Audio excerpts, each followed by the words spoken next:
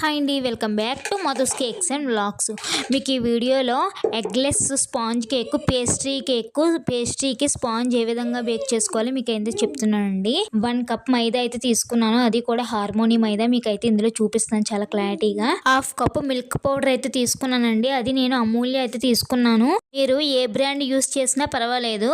Next 1 teaspoon baking powder అండి. మీకు చూడండి వీక్ ఫీల్డ్ అయితే చూపిస్తున్నాను కదా, నేనైతే ఈ బ్రాండ్ యూస్ చేస్తున్నాను. 1/2 teaspoon baking soda use చేస్తున్నాను.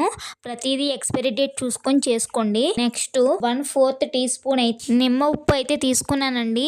ఇది మెయిన్ ఇంగ్రీడియంట్ అనమాట. నిమ్మ ఉప్పు ఖచ్చితంగా తీసుకోవాలి. తీసుకొని నెక్స్ట్ 1/2 కప్ అనమాట, 1/2 కప్ లో కొంచెం తక్కువ షుగర్ అయితే తీసుకుంటున్నాను. షుగర్ పౌడర్ కాదండి, షుగర్ తీసుకుంటున్నాను. నెక్స్ట్ ఇవన్నీ కూడా ఒక మిక్సింగ్ జార్ లో అయితే వేసుకుంటున్నాను. మిక్సీ జార్ చాలా పొడిగా అయితే ఉండాలండి, అస్సలు వాటర్ అయితే తగలకూడదు. ఇది మనం ఎప్పుడంటే అప్పుడే యూస్ చేసుకోవాలన్నమాట. మనం ఎప్పుడు కేక్స్ చేసుకుందాం అనుకుంటే అప్పుడే మనం ఇవన్నీ ప్రిపేర్ చేసుకోవాలి, అంతేగాని ముందుగా అయితే మనం రెడీ చేసుకుని పెట్టుకోవద్దు. అంతగా కావాలంటే రేపు చేసుకుందాం అంటే ఈ రోజు తయారు చేసుకుని పెట్టుకోవచ్చు. ఎక్కువగా నిల్వ ఉంటే మంచిది కాదనమాట. అన్నీ కూడా ఎక్స్పైరీ డేట్ అన్నీ కూడా ఉన్నాయో లేవో చూసుకోండి. ఎక్స్పైరీ అయిపోయినవి అస్సలు యూస్ చేయొద్దు. ప్యాకెట్ మైదానే యూస్ చేయండి, ఎగ్లెస్ కాబట్టి.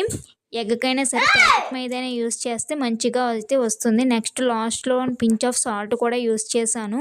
దీన్ని ఫైన్గా పౌడర్ అయితే చేసేసానండి. ఫైన్గా పౌడర్ చేసేసి నేను వేయింగ్ అయితే చూసుకున్నాను. మీకు ఇందులో క్లియర్గా కనిపించట్లేదండి, టోటల్గా నేనైతే వేసేసాను.